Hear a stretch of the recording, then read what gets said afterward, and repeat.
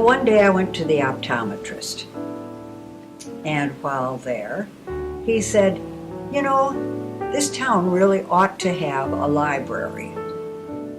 This is when the town was just barely getting all the new subdivisions. So we had Old Oak Forest and New, and never the twain shall meet at that point.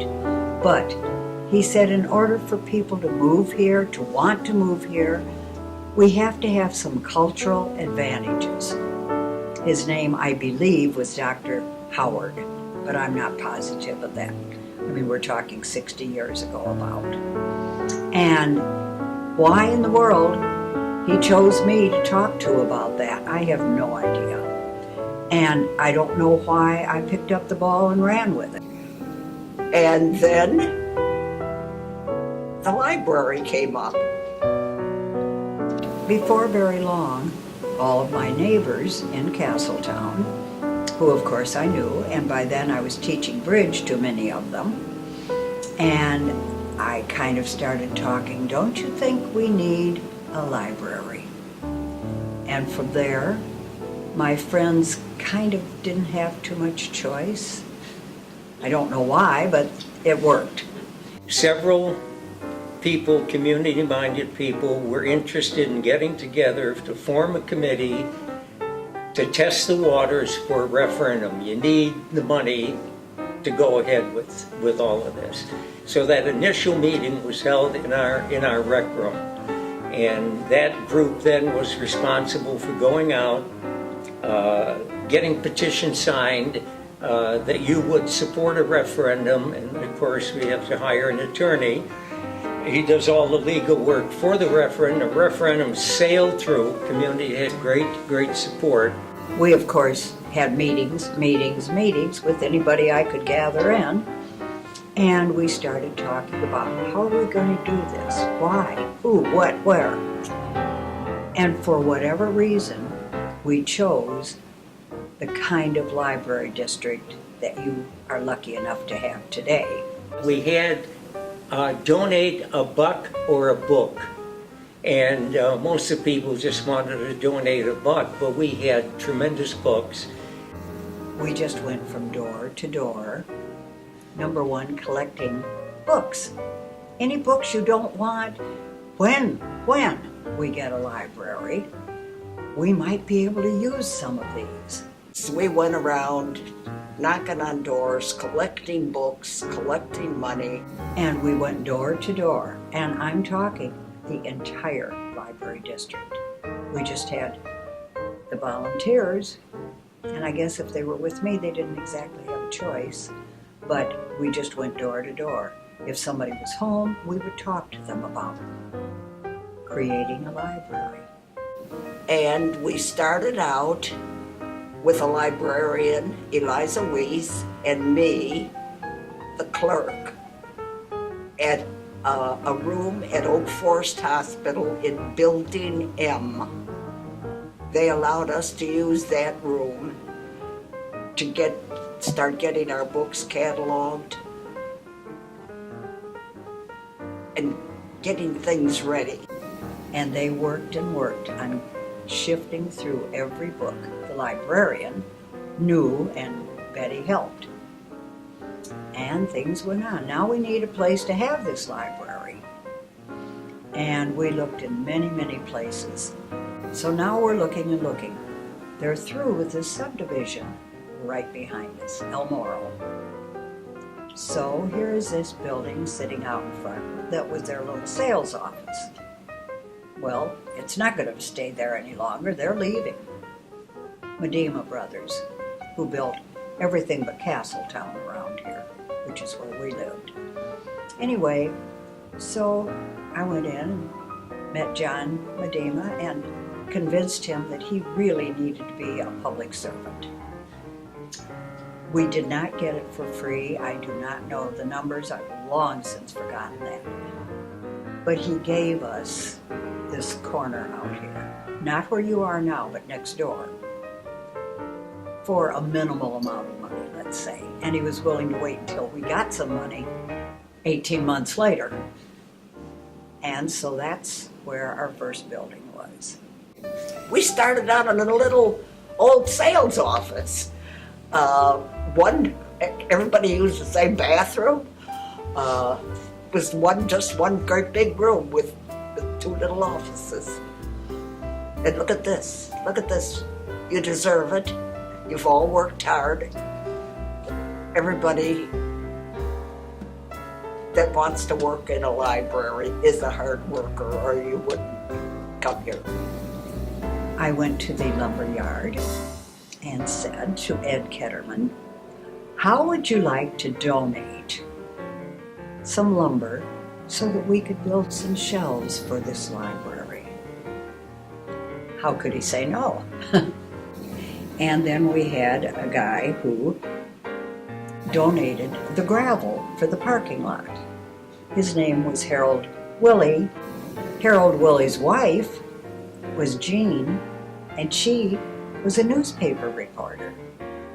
I got lots and lots of newspaper reporting.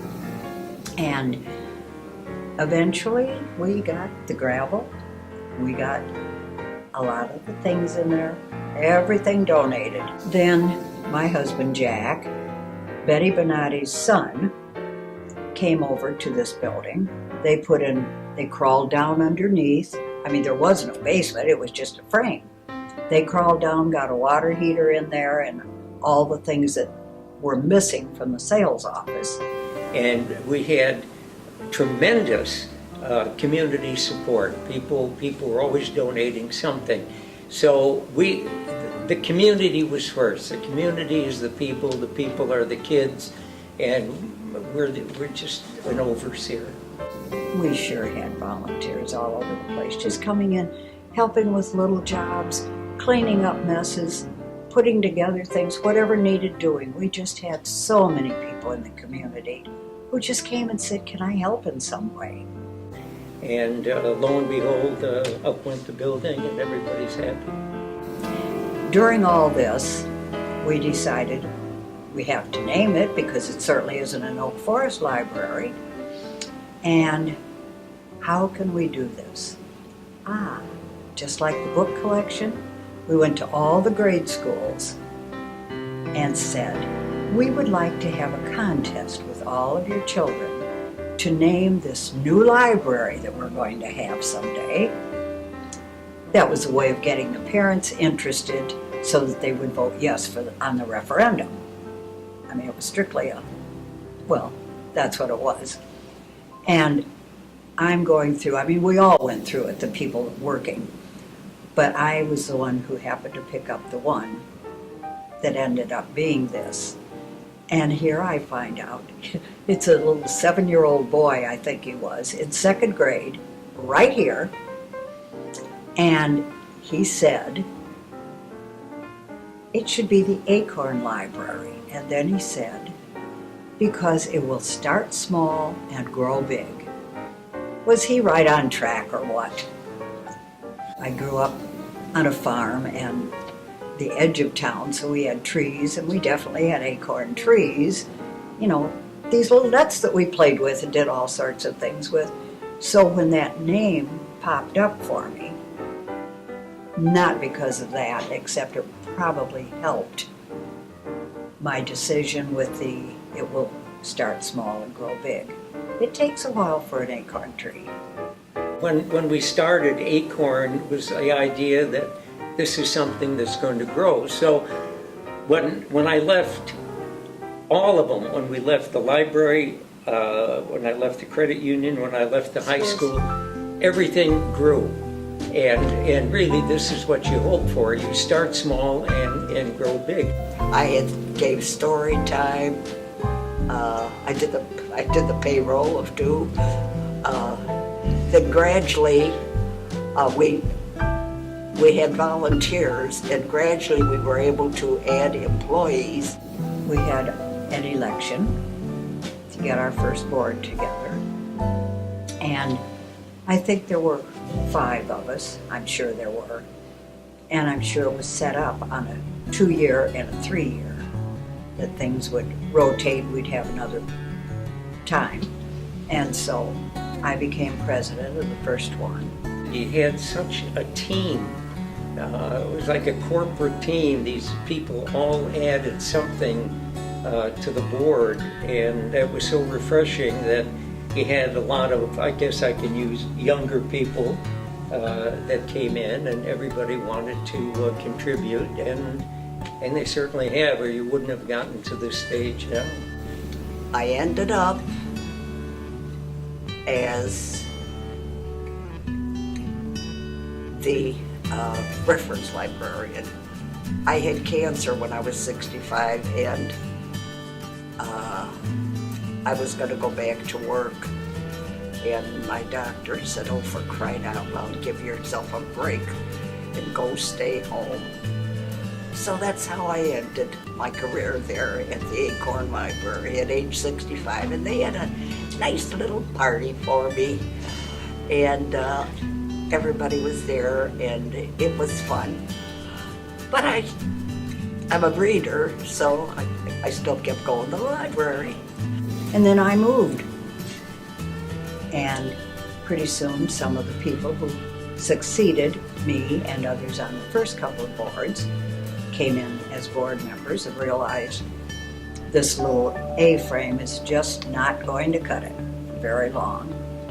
Then after a while, as I'm putting all this together, the need for a children's library was absolutely paramount.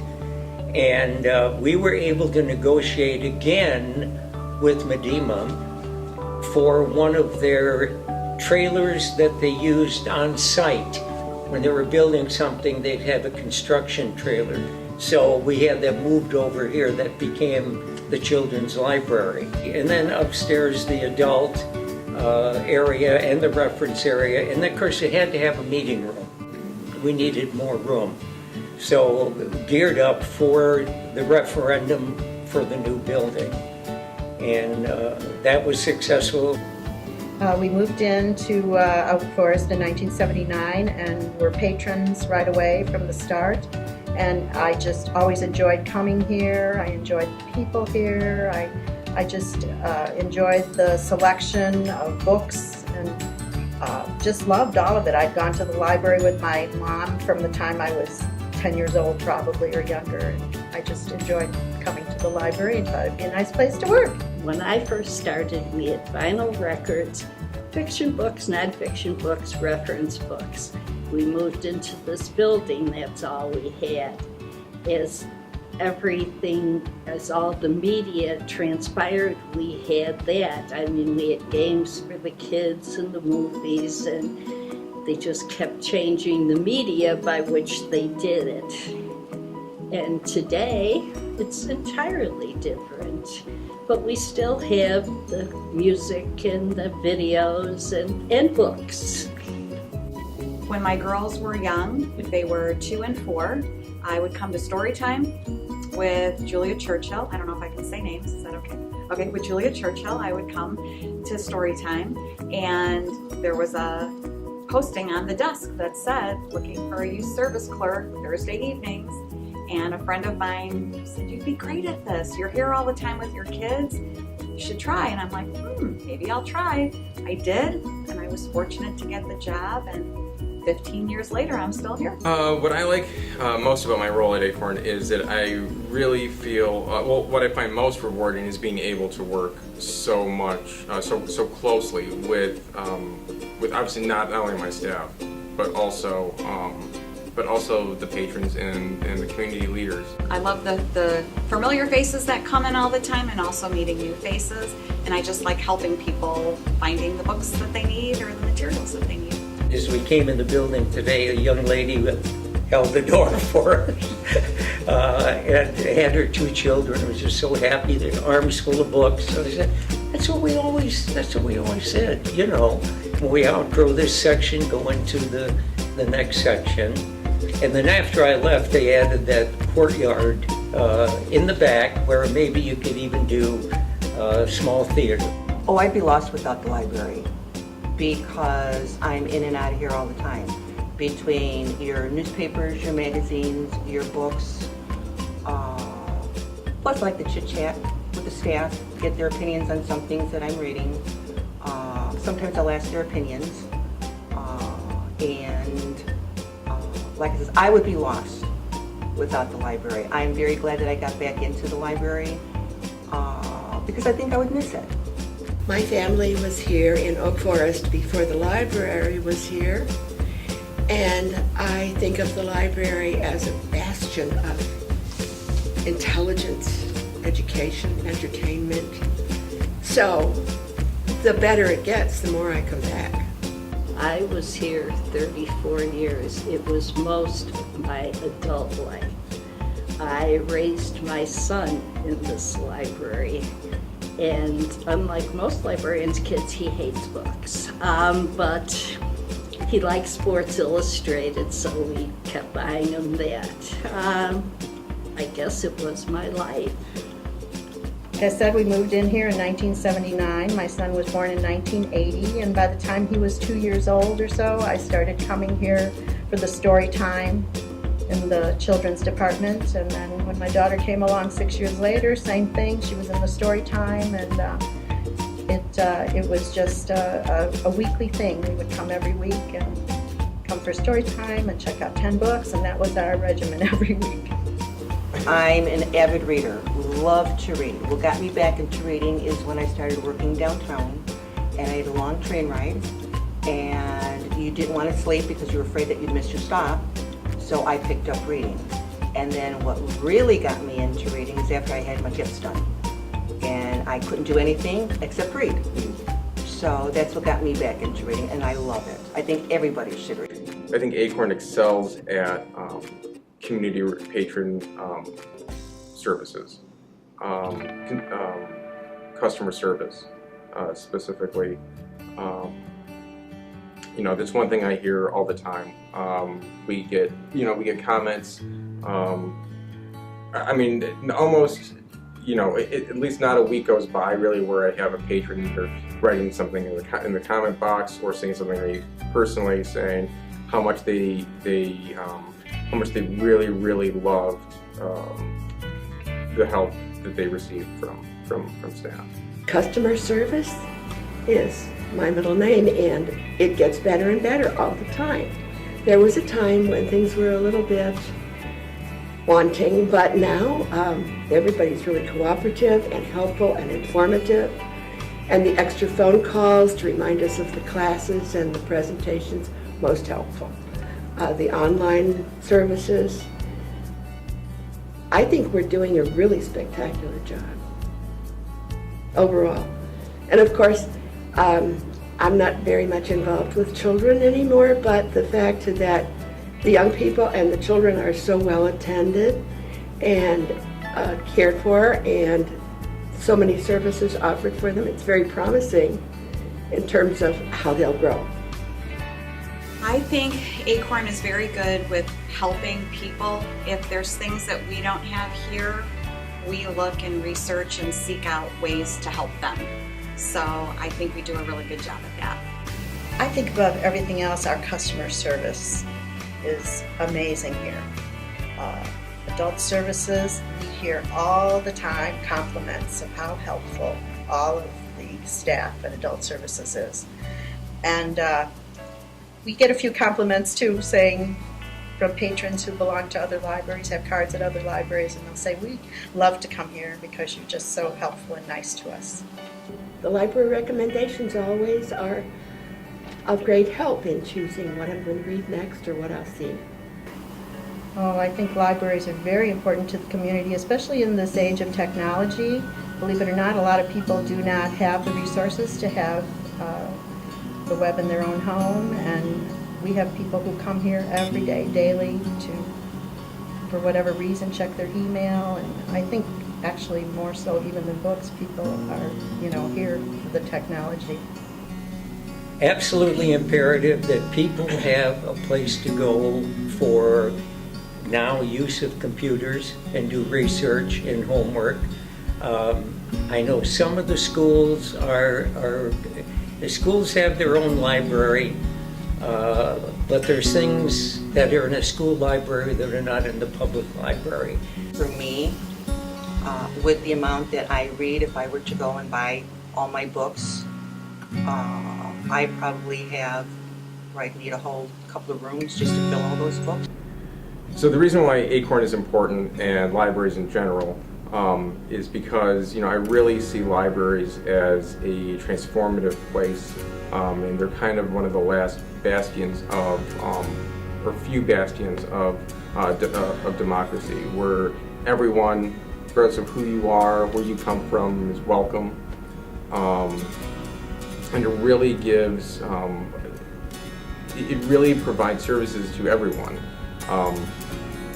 And that's something that is key and central to Acorn and to libraries in general.